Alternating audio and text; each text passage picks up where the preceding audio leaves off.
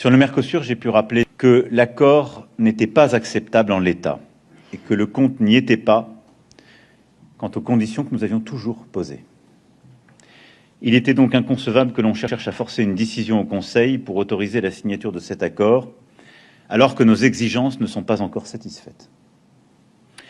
Après des discussions difficiles, nous avons obtenu le report de cette décision et donc du sommet qui était initialement prévu après-demain. Et nous devons continuer le travail qui a été engagé depuis des mois. Je l'ai dit ce matin en arrivant, nous n'y sommes pas et le texte n'est pas acceptable. Et c'est ce qui a permis d'obtenir ce report. Maintenant, nous allons continuer de travailler. On a commencé à obtenir une clause de sauvegarde robuste qui agira comme un frein d'urgence pour protéger nos filières agricoles. Cette clause de sauvegarde, elle a été renforcée par le Parlement européen en intégrant des propositions qui venaient des syndicats agricoles européens. Nous voulons maintenant qu'elle soit définitivement actée et qu'elle vienne compléter l'accord en étant acceptée par les pays du Mercosur. Cette étape est essentielle pour que ce soit une vraie clause de sauvegarde. Nous avons aussi exigé de la réciprocité parce que nous ne pouvons pas accepter que des produits importés de pays tiers ne soient pas soumis aux mêmes normes que celles imposées à nos producteurs. Nous voulons donc ce qu'on appelle des mesures miroirs, en particulier sur l'alimentation animale, les pesticides.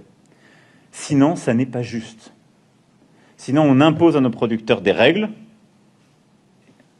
et on ne les impose pas aux importateurs.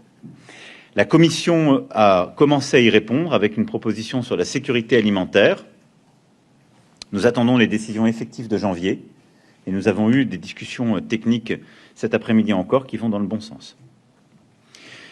Et puis, nous avons demandé depuis des mois une force européenne de protection sanitaire. C'est une demande constante de la France depuis plusieurs années, avec des contrôles vétérinaires et phytosanitaires renforcés sur les produits importés. La Commission a annoncé la mise en place de l'ensemble de ces mesures à compter de janvier. Et donc, nous attendons leur mise en place début janvier et l'effectivité de ces engagements. Je le redis, aujourd'hui, nous n'y sommes pas. Nous avons besoin d'avoir ces avancées pour que le texte change de nature, pour que on parle d'un autre accord, fort de ces clauses de sauvegarde, fort de cette réciprocité et de contrôle, et qui permettent de protéger nos agriculteurs, de protéger notre souveraineté alimentaire, de protéger aussi la sécurité alimentaire des Européennes et des Européens.